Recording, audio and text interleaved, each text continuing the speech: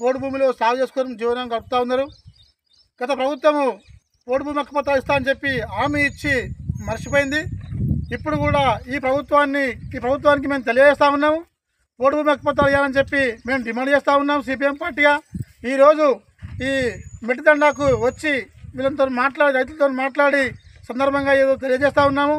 రేపు 7వ తారీఖు నాడు జిల్లా కలెక్టర్ కార్యాలయం ముందు పోడు భూమి హక్కు పత్రాలు ఇవ్వాలని చెప్పి, అట్లనే రెవెన్యూ భూములు కానీ, లావాణి భూములు కానీ, ఇంకా పరంపో పీపీ ల్యాండ్లు కానీ చాలా భూములలో అన్ని పాస్బుక్ ఇవ్వకుండా చాలా సందర్భాల్లో ఈ ప్రభుత్వము పాస్బుక్లు ఆపింది.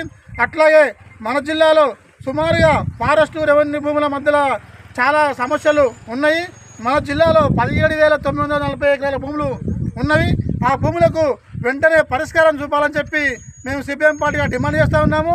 ఈ రేపు కనుక 7వ తారీఖు నాడు కనుక కలెక్టర్ గారు స్పందించకపోతే భవిష్యత్తులో ఇంకా రేపు జిల్లా వ్యాప్తంగా ఆందోళనలు చేపడతాము. 7వ తారీఖు నాడు ఈ ధర్నాను పోడు భూమి హక్కు పత్రాలు ఇవ్వాలని చెప్పి, అట్లనే రెవెన్యూ భూమిలో ఉన్న కాస్తులో ఉన్న రైతులకు అందరికీ పట్టా పాస్బుక్లు ఇవ్వాలని చెప్పి డిమాండ్తోని 7వ తారీఖున ధర్నా చేస్తాము. ఆ ధర్నాలో స్పందించకపోతే ఇంకా పెద్ద ఎత్తున ఆందోళన చేపడతామని చెప్పి హెచ్చరిస్తూ ఉన్నాం.